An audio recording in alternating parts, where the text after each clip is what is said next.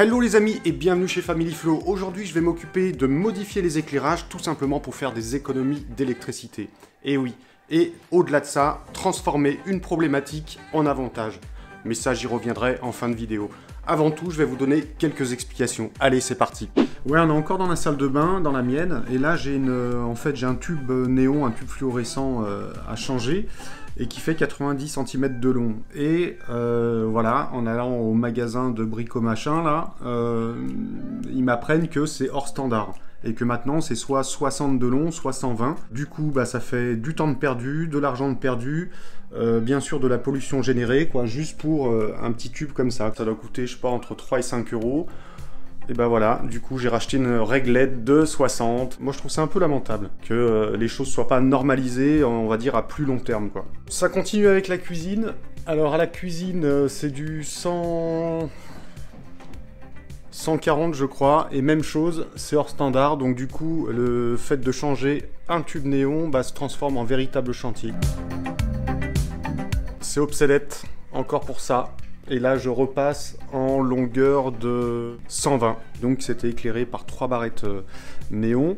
Et donc, du coup, quitte à avoir tout démonté, je vais essayer d'améliorer la chose et je vais essayer de séparer les éclairages parce qu'on n'a pas besoin de s'éclairer de partout en même temps. Au départ, cette lampe et cette lampe étaient jumelées, c'est-à-dire que dès qu'on allumait, tout était allumé. Et le fait de séparer les choses, je pense qu'on va pouvoir faire des économies d'électricité. De 3, je suis passé à 2, donc du coup, je vais les mettre en diagonale pour avoir quelque chose d'assez homogène au niveau de l'éclairage. Ça me fait économiser un néon, déjà un tiers de gagné. Juste avant de continuer, regardez-moi ce gâchis. Tout ça, ça part à la poubelle. Donc voilà, après on se plaint qu'on pollue la planète et tout ça. Mais il faut arrêter l'obsolescence programmée, quoi.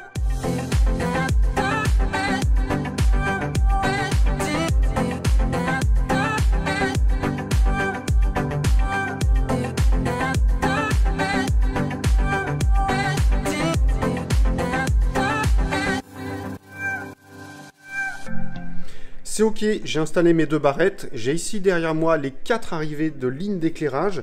Et maintenant, il va falloir que je les raccorde. Tout simplement parce que avant, ça marchait avec ça. Donc c'est des prises commandées par télécommande, mais j'aime pas beaucoup ça, tout simplement parce qu'il y a des piles là-dedans. Et bah voilà, c'est pas très éthique et puis ça pollue. Donc là, on va passer avec des interrupteurs, façon classique. Mais la difficulté, c'est que mes interrupteurs, il va falloir que je les ai ici à disposition. Je peux juste faire passer en fait mes fils sur la partie haute ici. Mais il va falloir que je les fasse redescendre ici. Il faut tout simplement que je trouve une solution qui soit pratique, fonctionnelle, et puis surtout esthétique, parce que là, on l'aura sous les yeux toute la journée. J'ai ma petite idée. Allez, on passe à l'atelier. C'est parti.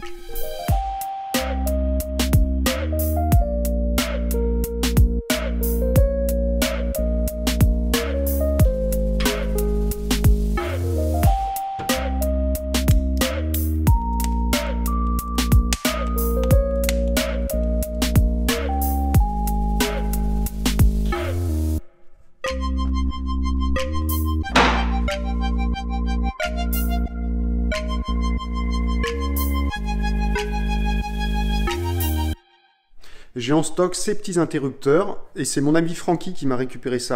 Donc je vais voir si tout fonctionne bien et puis si ça marche, on va les installer.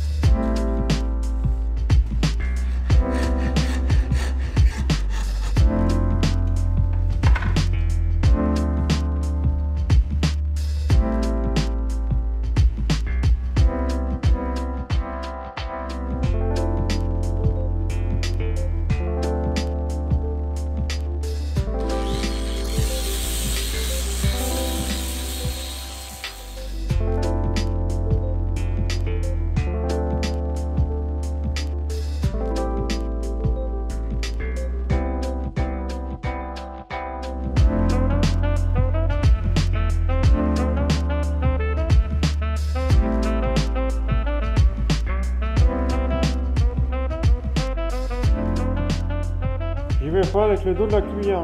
Hein. Je disais, j'y vais pas avec le dos de la cuillère. Hein.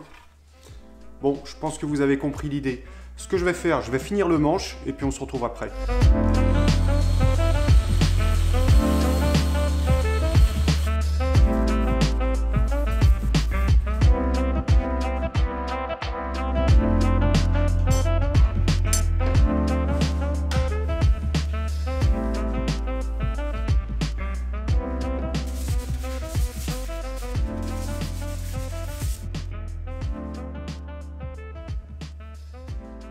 Et bah ça y est, la cuillère est terminée. Le manche jusqu'en haut. Là, les deux interrupteurs, c'est parfait. Je passe un petit coup de cire et puis on va s'occuper de l'électricité.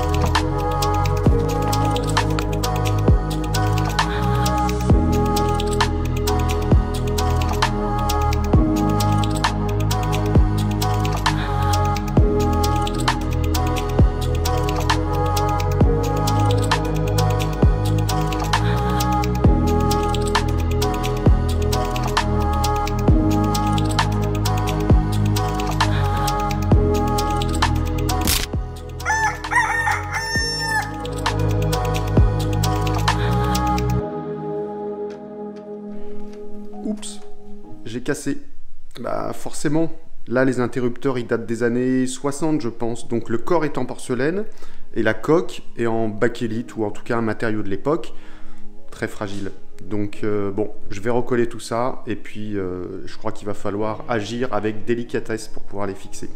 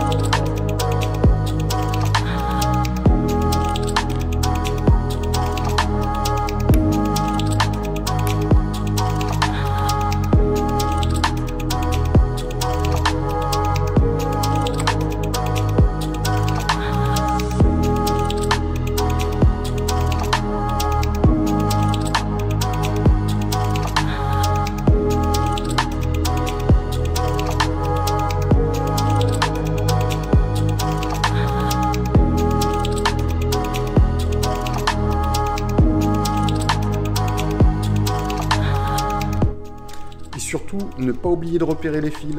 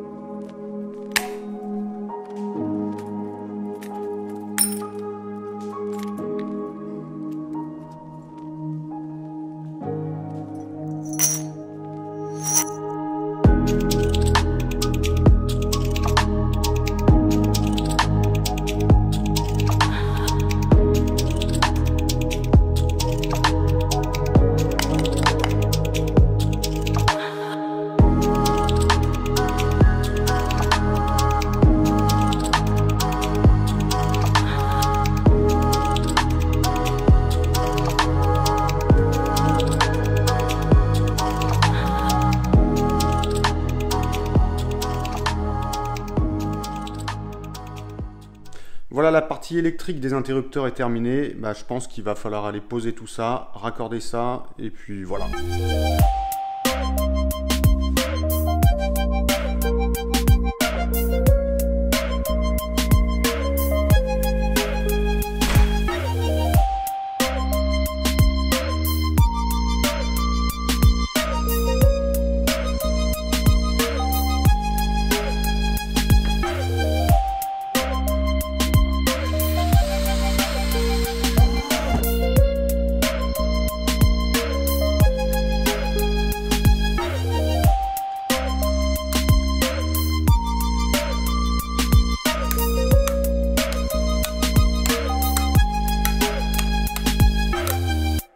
Voilà, il me reste juste à tout raccorder dans le petit boîtier étanche.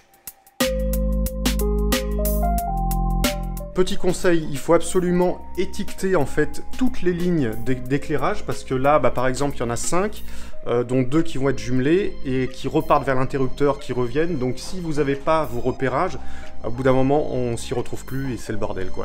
Voilà, donc petit conseil, mettez des étiquettes. Et dernière chose, il faut absolument faire péter le disjoncteur avant de toucher quoi que ce soit au câblage.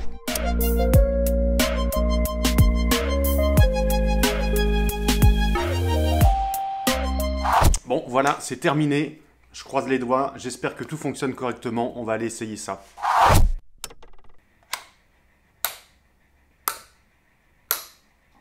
Génial! Tout fonctionne.